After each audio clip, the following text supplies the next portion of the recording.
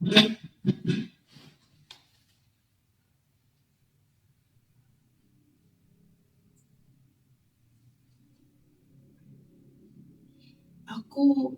tidak menduga jadi seperti ini. Aku tidak tahu apakah tindakanku benar. Apa benar aku memperjuangkan kepentingan orang banyak? Tapi kenapa harus ada yang dikorbankan? Aku tidak memiliki niat untuk menjerumuskan seseorang ke dalam bencana.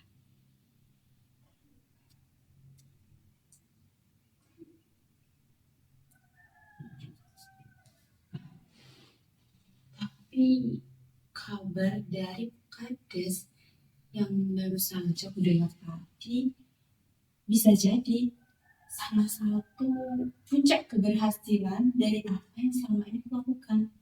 Salah satu bukti dari apa yang selama ini aku yakin. Semua ini bermula dari tugas Bu Darmi, guru bahasa Indonesia. Baik anak-anak, seperti biasa, sebelum mengakhiri pembelajaran, ada tugas yang harus kalian kumpulkan minggu depan.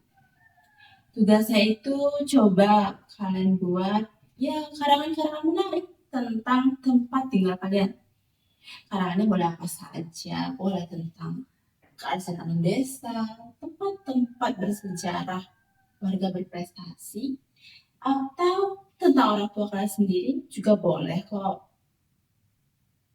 Kalau aku membuat karangan tentang sampah plastik, kulihat sampah plastik juga jadi salah satu masalah di desa.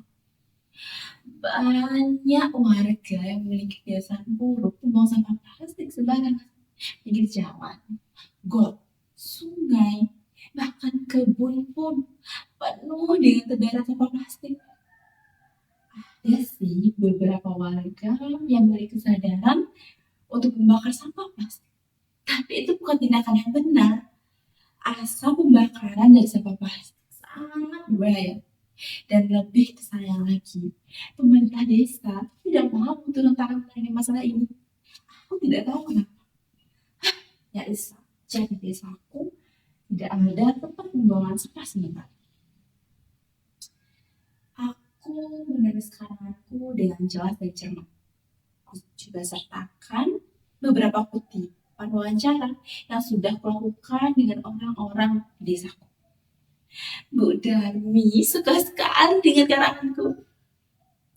Beberapa hari kemudian, iseng-iseng aku kirim karanganku ini ke portal kabar warga online. Kusertakan beberapa foto di HP-ku. Dan mereka memuatnya. Senang sekali rasanya. Karanganku ada di portal itu. Namaku juga terpampang di sana. Aku senyum-senyum sendiri membaca karanganku.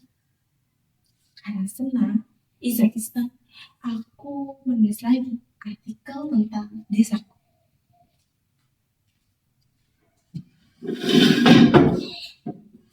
Aku menulis tentang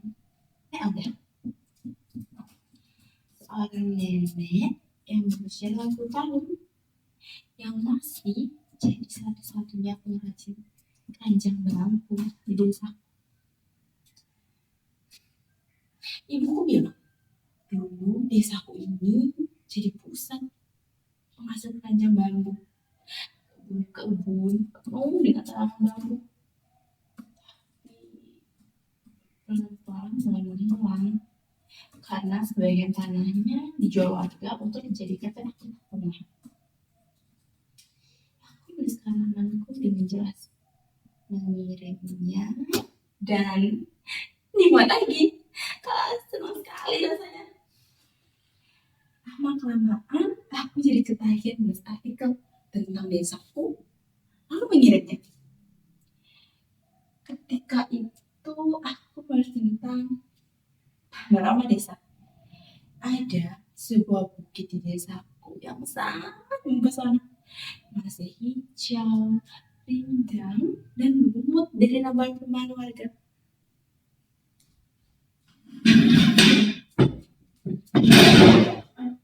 Jika kita naik ke puncaknya, kita bisa melihat di sebelah utara ada hutan yang tebal, berkapet hijau. Kemudian di sebelah barat ada lautan yang lapang luasnya. Di sebelah selatan ada kota dengan garis-garis jalannya. Dan ketika malam hari, lampu-lampu dari kota itu berlangit malam yang penuh dengan bintang. Lalu, jika kita menoleh ke arah timur, ada gunung-gunung yang saling bertemu. Dan ketika pagi hari, kita bisa melihat dari sela-sela gunung itu ada matahari yang mengembun. Aku menuliskan romanku dengan bahasa yang indah, mengirimnya dan lima lagi.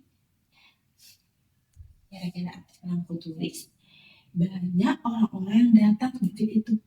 Mereka juga menyebar foto-foto di medsos, sehingga bukit itu jadi viral. Aku jadi suka menulis artikel, mengirimnya ke portal berita atau media sosial.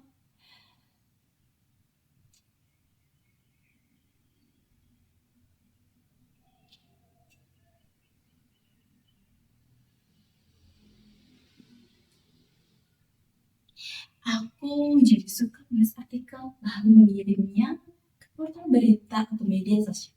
Sudah banyak artikel aku tulis, ada tentang toleransi agama, air bersih, jalan rusak, hutan lindung, efek buruk HP untuk anak desa, dan banyak lagi artikel yang sudah tulis. Dan sejak saat itu, aku memiliki cita-cita menjadi seorang wartawan. Ya, seorang juru warta yang tugasnya bukan hanya memberikan kabar yang benar, tapi juga membela hak-hak warga yang banyak dihiraukan, terutama oleh pemerintah. Bukan hanya bercita-cita menjadi wartawan, sejak saat itu aku menamai diriku warta, yang artinya kabar atau berita. Padahal kan namaku sebenarnya beda. Aku jadi suka membaca koran dan majalah yang biasanya dibaca orang dewasa. Dan aku paling suka berita investigasi, berita yang mengungkap hal-hal rahasia di balik suatu peristiwa. Aku membayangkan kerja seorang wartawan investigasi seperti seorang detektif. Intip sana, lalu mencatat hal penting.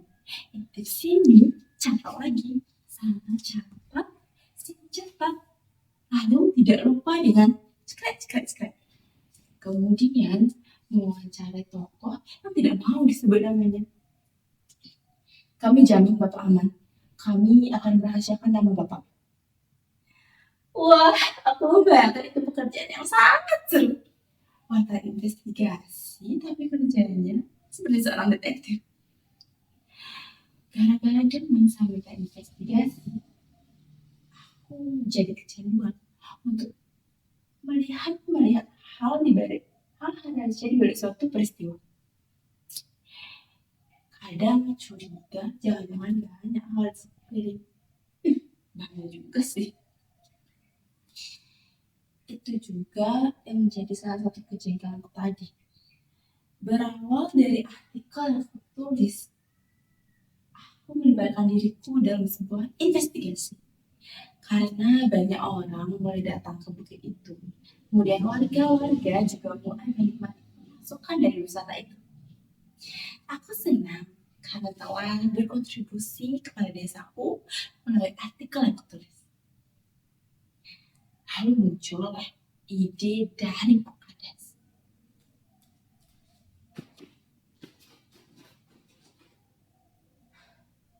Bapak-bapak, ibu-ibu yang saya hormati, kita semua merasa senang dengan keberadaan bukit yang semakin banyak dikunjungi orang.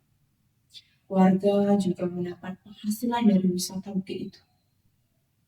Dan lebih menggembirakannya lagi, desa kita mendapat dana pemberdayaan sebesar 300 juta. Rencananya, dana ini akan kita gunakan sepenuhnya untuk fasilitas wisata di Bukit itu. Dana ini pertama akan dibuat menara pandang agar orang-orang yang datang dapat melihat pemandangan jauh lebih tinggi. Kemudian juga beberapa gazebo dari bambu dan tempat-tempat duduk. Serta disediakan fasilitas toilet dan wifi gratis. Kemudian kita juga akan menarik biaya tiket masuk dari pengunjung. Wisata Bukit Bumi akan jadi ikon dari desa tercinta kita. Semua warga bersorak gembira. Mereka membayangkan desa mereka akan banyak dikunjungi orang, pemasukan yang menggiurkan, dan ekonomi warga juga akan berjalan. Tapi aku dan beberapa teman remaja di Karang Taruna tidak setuju dengan ide dari Pak Kades. Kami tahu tentang dana pemberdayaan itu, dan kami mengusulkan penggunaannya untuk pembuatan tempat sampah desa. Menurutku dan beberapa teman di Karang Taruna, tempat pengolahan sampah jauh lebih urgent dibanding tempat wisata yang ramai hanya karena viral. Walaupun viralnya Bukit itu karena artikel yang aku tulis, tapi aku sendiri tidak percaya dengan tempat seperti itu. Sudah banyak tempat wisata yang menjadikan panorama untuk berfoto, tutup dan kemudian terbengkalai. Wisata kayak gini tuh paling lama cuma bertahan 1 tahun. Setelahnya orang-orang akan mulai bosan. Karena ya yang disajikan itu saja. Tidak ada perkembangan daya tarik yang menunjang. Tempatnya sudah sepi, maka dan kembali menjadi semak-semak belukar. Ya, begitu pula akan terjadi dengan bukit di desa. Dengan menghabiskan dana sebesar 300 juta, tidak perlu menunggu setahun. 5 bulan saja tempat itu sudah sepi pengunjung. Warung-warung di sekitarnya juga mulai tutup, berantakan sana sini, dan sampah plastik bertebaran di mana-mana. Gazebo bambu yang dibangun mulai keropos, toilet mampet, dan bukit kembali menjadi semak-semak belukar dengan menatap pandangnya dari kualitas rendah yang malah merusak pemandangan alami dari bukit itu. Nyaris seperti rumah hantu. Aku mulai gatal untuk melakukan investigasi.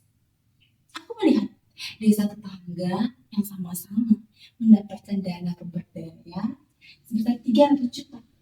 Mereka membangun pusat pendidikan sederhana tapi diperdaya guna berkelanjutan. Aku mulai lagi menulis artikel tentang mangkraknya wisata di bukit. Dengan sedikit jurus untuk menarik komentar-komentar pembaca. Aku ingin pembaca menilai apakah proyek semacam itu pantas menghabiskan anggaran sebesar itu.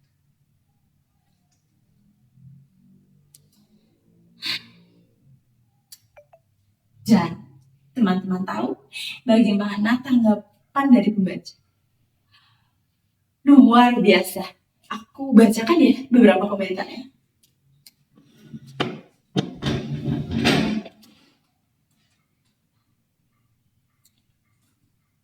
Wisata Instagram emang gak bakal bertahan lama. Menaranya kayak kandang merpati. Proyek kayak ini mah duit 100 juta juga udah cukup banyak. Wah, banyak masuk kantong tuh.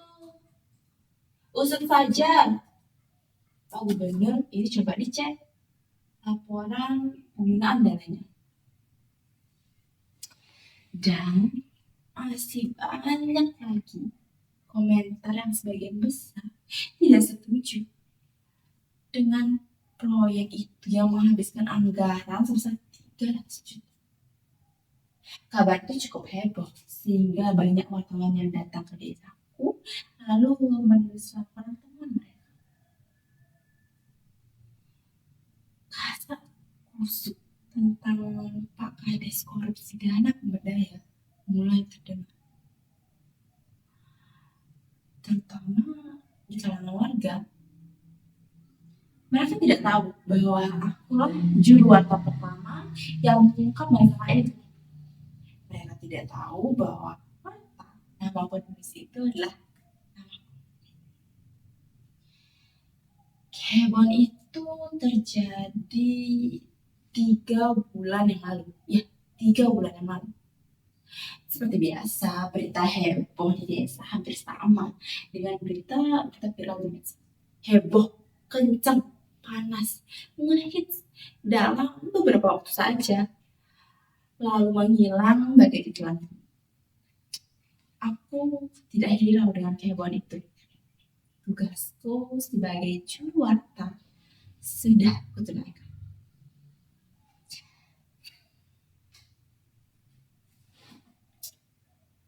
Tapi justru setelah kehebohan itu,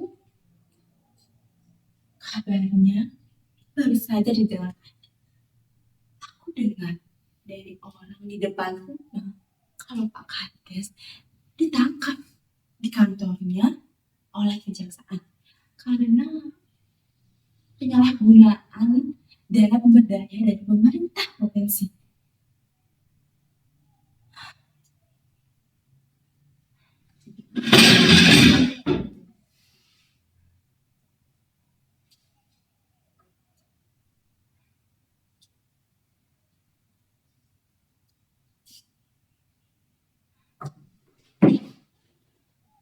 Aku tidak niatan untuk menjerumuskan Pak Kades ke dalam bencana.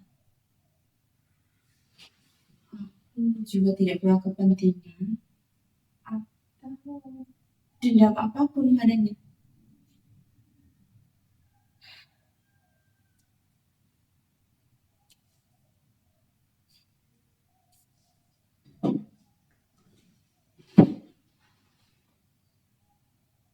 Apakah tugasku sebagai juru warta telah merugikan orang lain?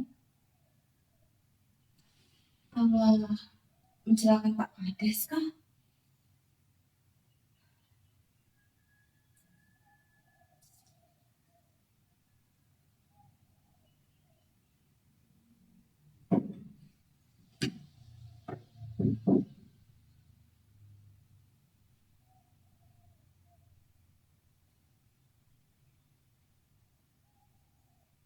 Tidak. Aku sudah berada di jalan yang semestinya. Aku telah mengungkap hal-hal yang namanya tak tersangka. Aku juga telah membela hak warga untuk mendapat informasi yang benar. Benar, aku tidak salah. Aku juga sudah berada di jalan yang semestinya. Ya, benar. Kata seorang filsuf, harus ada yang dikorbankan untuk mencapai suatu kebenaran. Aku teguh menjadi wartawan, juru warta.